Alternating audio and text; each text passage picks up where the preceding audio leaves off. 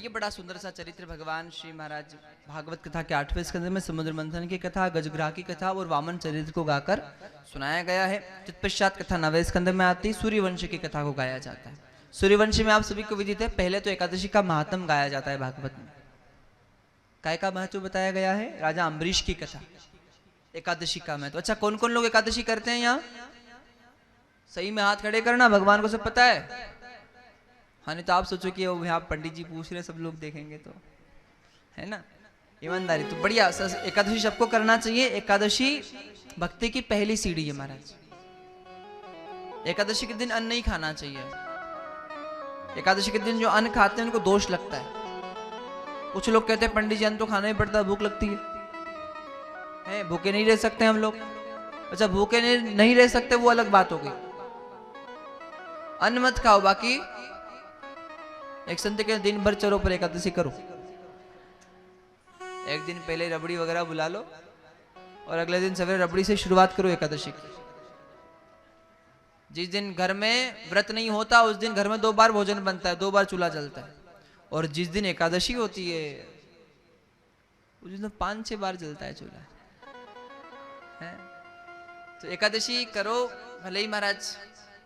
देखो, ऐसा नहीं है कि आप व्रत कर रहे हैं, आपका मन दुखी है, आप दुखी होकर बैठे हैं कि आज एकादशी है, कुछ खा नहीं सकते और मन दुखी है।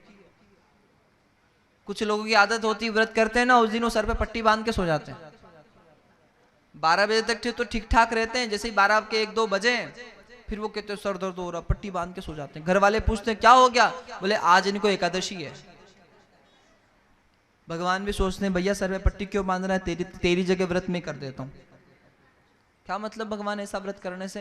प्रसन्न होकर भगवान का व्रत कीजिए, क्योंकि भगवान के ऊपर फूल चढ़ते हैं तो खिले हुए चढ़ते हैं, मुरझाए नहीं चढ़ते हैं। और आप भगवान का व्रत कर रहे हैं तो प्रसन्न होकर करिए, क्योंकि प्रसन्नता पूर्वक किया गया व्रत ही भगवान स्वीकार करते हैं। दुखी होकर, दुखी मन से कर रहे हो आप तो प्रसन्न होकर करिए। इसलिए अन्न नहीं खाएं। राजा अम्बरीश एकादशी का व्रत करते थे। उनके यहाँ एक बार दुर्वासा ऋषि का आगमन हुआ।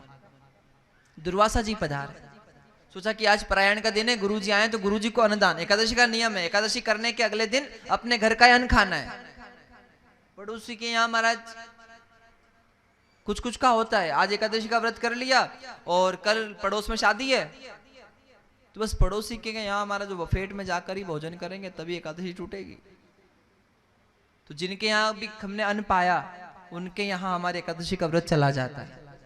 इसलिए एकादशी करने के बाद अपने घर का अन्न खाकर ही औरों के यहाँ भोजन करना चाहिए। दूसरा बताइए, भाई तीर्थों में जाते हैं तो भंडारे में भोजन करना चाहिए कि नहीं? जोर से बोलिए। करना चाहिए ना, वो तो महाप्रसाद होता है। पर संत कहते हैं, साधुओं का ये कहना है कि भाई वो जो भंडारा होता है वो साधु सन्यासियों का होता है।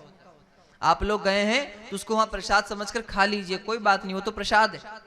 पर फिर भी अगर वहां जाकर आपने प्रसाद पाया है, अगर वहां जाकर आपने भंडारा ग्रहण किया है तो ये आपका दायित्व है कि जितना आपने प्रसाद पाया है वो देख लो, सोच लो कि इतने का होगा, उससे डबल महाराज वहां दान भी करके आइए महाराज। तो खाइए, नहीं तो मत खाइए। क्यों? क्योंकि आप द्वारिका गए चलकर, क्यों गए? पुण्य कमाने के लिए। और पुण्य महाराज दर्शन कर लिया भगवान का, दर्शन करके पुण्य बढ़ जाता है। और वहीं भंडारे में गए, न जाने किसने भंडारा किया है और उसका अन्न खाकर हम आ जाते हैं तो अपना पुण्य तो उसको देकर आ जाते हैं। इसलिए जिनने भंडारा किया है उनको महाराज उनके जगह वहां दान कर दो, जो भोजन प्रसाद समझ के पाया है, और अपना पुण्य बचा कर लाओ। पुण्य बढ़ता है तो पुण्य घटता भी है। इसलिए बोलो भागवत महापुराण की